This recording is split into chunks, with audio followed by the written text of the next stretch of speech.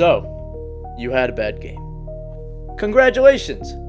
You're officially human. It's time to pick yourself back up and keep it pushing. Here's how to do exactly that. Number 1, rewatch the game. Your idea of how you played will be different than how you actually did play. When you look back on all your bad games, all you can think about is, oh, I made a bad play here, I can't believe I missed this free throw, I missed a layup. All of that stuff adds up in your mind, and that's all you think about, and you think the whole game was a negative. But I want you to sit back and just rewatch that game and look at everything good that you did. And if we're going to be so meticulous and look at all the little bad things we did, why don't we do the same for the good things? Ooh, I made a good cut there. He didn't find me, but that was a good cut. Great off-ball movement.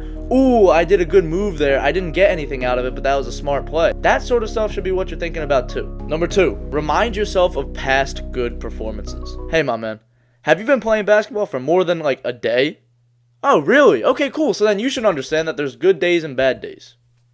Plain and simple. Some days you're on, some days you're not. And when you're not having a great day, you need to look back and think, okay, when was the last time I had a good game? And then you got to think of that good game and put that into your mind and keep it there. You know why? Because that's called confidence. Having trust in yourself that you can play well. If you're in a slump, nothing has changed with your level of skill. It's all up here. Every slump that you're in is from your mind. It's created by yourself. Think of the amount of power you have in your mind to be able to put yourself in and out of slumps. So you can think your way out of a slump too, just by focusing on the good things that you do. Number 3, when you think of a great player, let's say Kobe Bryant in this case, what's the first thing that you think about? Alright, now that you got that thought in your mind, I guarantee you were not thinking about on the day of May 12th, 1997, in an elimination game against the Utah Jazz, when Kobe Bryant shot 4 air balls, including one with 2 seconds left in regulation that could have won the game, and the Lakers then lost that game 98-93, ending their season. I bet you weren't thinking about that game. You know why? Because great players are not defined by their little mistakes. Great players are not defined by even big mistakes. Kobe Bryant airballed 4 times! 4 times! And still, we see Kobe Bryant as one of the greatest players in the game. So, when you look at yourself, stop looking at those little mistakes you make and thinking you're defined by those mistakes. Think of all the good things you did. This entire video has been about remembering all the good things that you have done and what you are capable of, and not getting stuck on the little mistakes that you make. And by the way, if you think your situation is bad, listen to what Kobe Bryant said to the press after that game. I shot 4 air balls on national television in front of millions of people. That cost us the series. So even when you think you've messed up big time, oh my goodness, I can't believe I did that, I lost my team the game, I missed a shot in the clutch, and oh, I'm so sad. Remember this. Kobe Bryant shot 4 air balls, and he was still able to bounce back after that the next season. We're here now, baby. We're here now. We're here now. Damn, man. It's possible. Number 4. True champions are not defined by just their wins, but how they react to losses. If you're a human being, and if you play sports, you're probably going to lose at least once.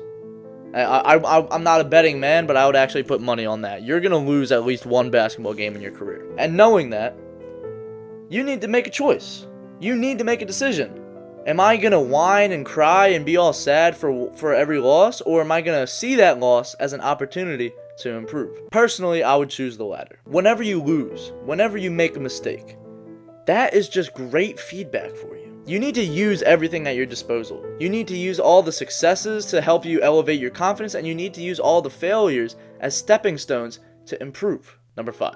In the Gospels according to Mark, Jesus was asked an interesting question, and he gave an answer that we must apply to our lives today. Starting from Mark 12:28, of all the commandments, which is the most important? The most important one, answered Jesus, is this. Hear, O Israel, the Lord our God, the Lord is one. Love the Lord your God with all your heart, and with all your soul, and with all your mind, and with all your strength. The second is this. Love your neighbor as yourself. There is no commandment greater than these. Now, why did I just give you these verses? The reason why I gave you these verses is this. Jesus replied to the man, and he said, love your neighbor as you love yourself. And this is probably the hardest commandment I have been able to keep, because I have no problem loving my neighbor. I have no problem with that. I love people. but I don't give that same love to myself a lot. And we need to work on that as people. And when you are down on yourself, when you're hating yourself, when you're getting all mad at yourself because you make those little mistakes, that's actually against what God was teaching us. God wants us to love ourselves, and you have to know the truth that you are made in God's perfect image, and He loves you, and He wants you to love yourself, and He wants you to love your neighbor. So the same love that you give to other people, you must give to yourself. Now let me ask you a question. If your teammate has a bad game, and you're trying to cheer him up, are you going to look at him and say, "You sucked out there today, you suck, you're a horrible player"? No, you're not going to say that. So I want you to picture this in your mind. I'm not going to lay it out all for you. You got to use your mind on this one. But let's say your closest teammate, your best friend, he has a bad game. What do you say to him? Now, whenever you have a bad game, say that to yourself. Number 6, be grateful and thank God for the opportunity to play the game that you love. Whenever you have a bad game, you need to change your perspective of basketball. You need to stop looking at basketball for all the stats, all the perfect numbers, all the high efficiency, this, that, and the other. Stop looking at it like that just for a second.